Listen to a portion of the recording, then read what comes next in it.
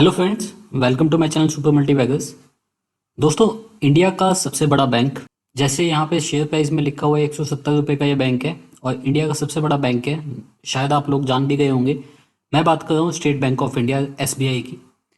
SBI की आज बात करना बहुत इंपॉर्टेंट हो गया है, क्योंकि जिस तरीके के नंबर्स आज एसबीआई ने लगाए हैं, ये नंबर्स, इस तरीके के नंबर्स कभी भी एसबीआई की तरफ से नहीं आए। मतलब ये जो नंबर्स हैं, ये सिर्फ आपको प्रॉफिट में या फिर रेवेन्यू में जंप, वो सब वाली बात नहीं है। यहाँ पे जो क्वालिटी है इन नंबर्स की, वो बहुत ही बढ़िया है।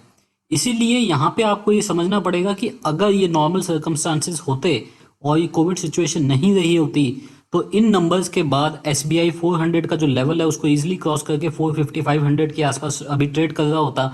लेकिन इस पर्टिकुलर सिचुएशन की वजह से आज की डेट में हमने देखा कि ये जो स्टॉक है अभी 200 रुपये से भी नीचे है।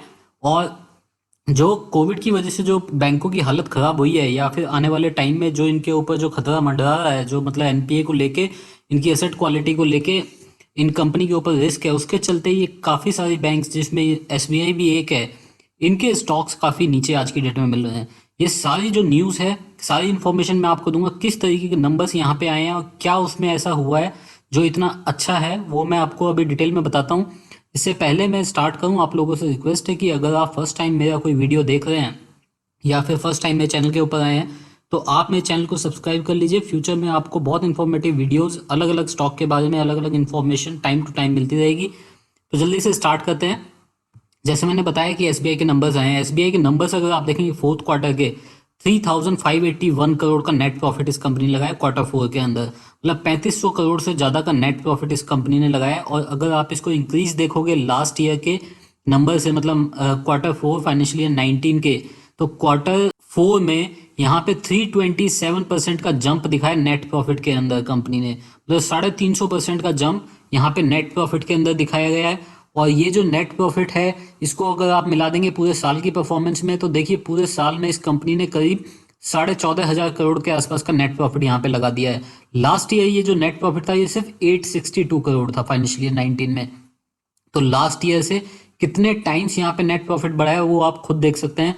इतना जो नेट प्रॉफिट है 15,000 करोड़ के आसपास का, आज तक कभी एसबीआई की तरफ से नहीं पोस्ट किया गया। इंडिया की सबसे बड़ी बैंक है, लेकिन उसके बाद भी 15,000 करोड़ का नेट प्रॉफिट आज तक कभी पोस्ट नहीं किया गया है।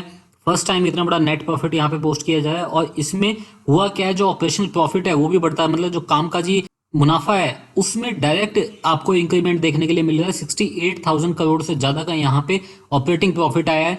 जबकि अगर आप इसको लास्ट ईयर से कंपेयर करोगे तो सिर्फ 55,000 करोड़ था। वहां पे अगर आप देखोगे 23% की ग्रोथ इस कंपनी ने दिखाई है।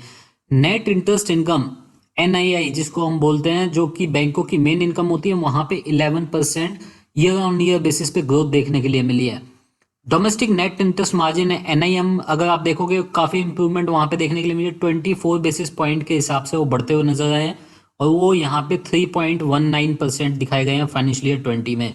नॉन इंटरेस्ट इनकम वो यहाँ पे करीब 23% के आसपास बढ़ती हुई 45,000 करोड़ से ज्यादा की आई है।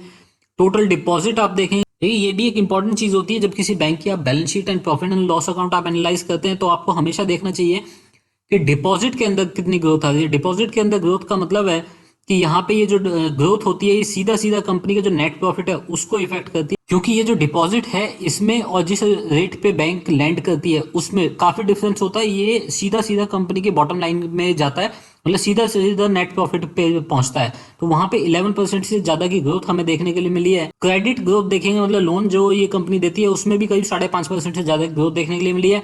होम लोन जो कि 22% से ज्यादा इस कंपनी के डोमेस्टिक एडवांसेस, मतलब जो ये लोन देती है उसमें 22% से ज्यादा सिर्फ होम लोन होता है, वहां पे भी करीब 14% के आसपास की ग्रोथ देखने के लिए मिली है। देखिए ओवरऑल बेनिफिट इस कंपनी को हुआ है, किसी भी कहीं भी किसी भी पॉइंट पे इस कंपनी ने गिरावट नहीं दिखाई है इस क्वार्टर में। अब देखिए एनपीए, नेट एनपीए जो इस कंपनी के आए हैं, नेट एनपीए यहाँ पे 2.23% यहाँ पे दिखाए गए हैं, जो कि 78 बेसिस पॉइंट की यहाँ पे ग्रोथ देखने के लिए मिली है। और अगर आप क्वार्टर ऑन क्वार्टर बेसिस पे देखेंगे, सीक्वेंशियल बेसिस पे, तो कोई 42 बेसिस पॉइंट की ग्रोथ आपको देखने के लिए मिली है। नेट एनपीए 2.23%, ग्रॉस एनपीए 6.15%, यहाँ पे इंप्रूवमेंट देखने के लिए मिली है 138 बेसिस पॉइंट की, मतलब 1.38% की डायरेक्ट यहाँ पे आपको इंप्रूवमेंट देखने के लिए मिली है। साथ ही 79 बेसिस पॉइंट की क्वार्टर ऑन क्वार्टर बेसिस पे इंप्रूवमेंट देखने के लिए मिली है।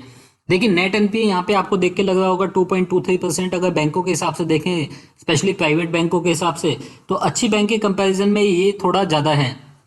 लेकिन मैं आपको बता दूं कि यहाँ पे ये जो इस कंपनी का नेट एनपीए था, ये अब से कुछ टाइम पहले 8% के आसपास था। अभी ज़्यादा टाइम नहीं हुआ है, 2-3 साल पहले ये 8% से ऊपर था। जो ग्रॉस एनपीए भी आप यहाँ पे देखें 6.15%, ये 17% था। तो मतलब वहां से काफ़ी कम हो चुका है और काफ़ी इंप्रूवमेंट इस कंपनी की जो बुक्स हैं उसके अंदर आया है। अब देखिए पीसीआर जो यहाँ पे है उसमें बढ़ोतरी देखने के लिए मिली है, मतलब एडिशनल प्रोविजनिंग की गई है इस कंपनी के द्वारा। 83% से ज़्यादा की यहाँ पे पीसीआर मेंटेन की गई है। स्लीपेज रेशियो में भी देखिए गिरावट देखने के लिए मिली है।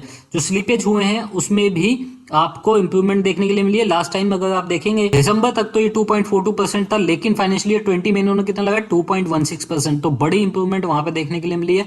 कॉस्ट टू इनकम रेशियो यहाँ पे इंप्रूव होते हुए 55.7 की आई है, जबकि लास्ट टाइम ये 52.46% थी। तो वहां पे भी इंप्रूवमेंट देखने के लिए मिली है 3% से ज्यादा की। कैपिटल एडिक्वेसी रेशियो जिसको सीएआर बोलते हैं, वो इंप्रूव होते हुए 34 बेसिस पॉइंट का वो आया 13.06। देखिए रिटर्न ऑन एसेट में भी आपको इंप्रूवमेंट देखने के लिए मिली 36 बेसिस पॉइंट की, 0.38% आया है फाइनेंशियल ईयर 20 में, जबकि लास्ट ईयर आप देखें 0.02% था। मतलब तो वहां से काफी इंप्रूवमेंट देखने के लिए मिली है। अगर आप नंबर्स में देखते हैं तो आप यहाँ पे देख सकते हैं, ये यहाँ पे आप देख सकते हैं फाइनेंशियल ईयर 19 है और ये फाइनेंशियल ईयर 20 है। यहाँ पे आपको परसेंटेज बताया हुआ है कितने परसेंट की ग्रोथ या फिर डी ग्रोथ देखने के लिए मिली है। इंटरेस्ट इनकम में देखें तो करीब 6% के आसपास की ग्रोथ देखने के लिए मिली है पूरे साल में। इंटरेस्ट एक्सपेंसेस देखें तो 3.05% का इंप्रूवमेंट। नेट इंटरेस्ट इनकम देखेंगे आप 11% से ज्यादा का इंप्रूवमेंट आपको यहाँ पे देखने के लिए मिल रहा है। और नेट इंटरेस्ट मार्जिन में देखिए 24 बेसिस पॉइंट की बढ़ोतरी यहाँ पे देखने के लिए मिली है।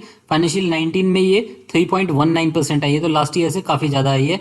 ऑपरेटिंग प्रॉफिट अगर आप देखते हैं तो वहां पे 23% की बढ़ोतरी, और लोन लॉस प्रोविजन अगर आप देखेंगे तो वहां पे भी 21% के आसपास की इंप्रूवमेंट देखने के लिए मिली है, क्योंकि प्रोविजन से तो यहाँ पे ये इंप्रूवमेंट देखने के लिए मिली है। लास्ट ईयर से काफी अच्छे नंबर्स आए हैं इस कंपनी के।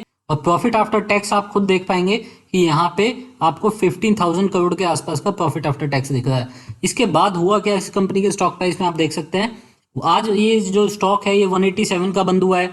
काफी टाइम से 150 से लेके 170 के आसपास कंसोलिडेट कर रहा था ये स्टॉक। आज नंबर्स आने के बाद एकदम से बड़ी जंप इस कंपनी ने ली है, करीब 8% के आसपास ये स्टॉक बढ़ा है और आज 187 पे है ये स्टॉक।